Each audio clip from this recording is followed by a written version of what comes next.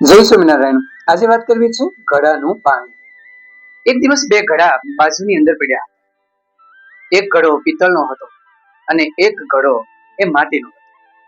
પિત્તળના ઘડાએ માટીના ઘડાને કે ભાઈ, તારા હૃદયમાં રહેલું પાણી કેટલું ટાઢું થાય અને લોકો સુંદર રીતે એ પાણી પીવે, અને હું તારી જેવો જ ઘડો છું, પરંતુ મારા હૃદયમાં કે મારા પેટમાં રહેલું પાણી ઠંડાને બદલે ગરમ થઈ જાય છે. એ ઉનાળાની અંદર માણસ પી શકતો નથી. તારી કિંમત ભલે હાવ ઓછી છે, મારી કિંમત બહુ વધારે છે, છતાં પણ લોકો તારું પાણી સતત પીવે છે અને મારું પાણી કોઈ પીતું નથી. બીજું એ કે તારું પાણી ઠંડુ થાય અને મારું પાણી ઠંડાને બદલે ગરમ થાય. આનું કારણ મને સમજાતું નથી કે તારું પાણી ઠંડુ ને મારું પાણી ગરમ કેમ.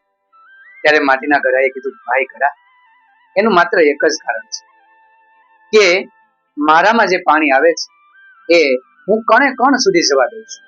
એ ઘણી વાર રીઝી નીચે વયું છે, પાણી બહાર નીકળી છે. મારા એક એક કણની અંદર પાણીને હું જવા દઉં છું, એટલા માટે કણે કણમાં જાય છે ને અંદર ઉતરે છે.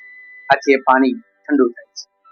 અને તારો એક જ વાક છે કે તારામાં જેટલું પાણી ભર્યું હોય એને તું એક ટીપું, એક કણ પણ અંદરના ભાગમાં નથી જવા દઉં.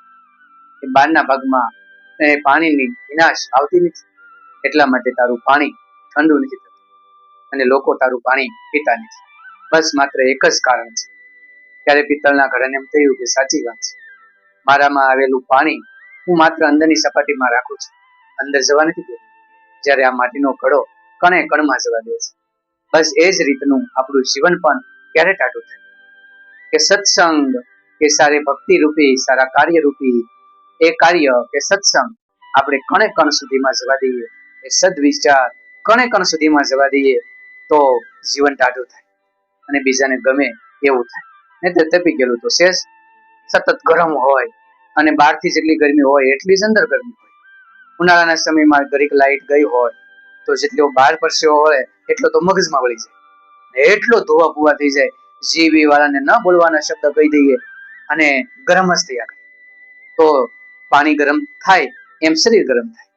આમ માટીનો ઘડો કણે કણની અંદર પાણી જવા દે એમ આપણે પણ સત્સંગ રૂપી સારા ગુણ રૂપી કણને કણે કણમાં જવા દઈએ તો આપણું જીવન પણ ઠંડુ બનશે.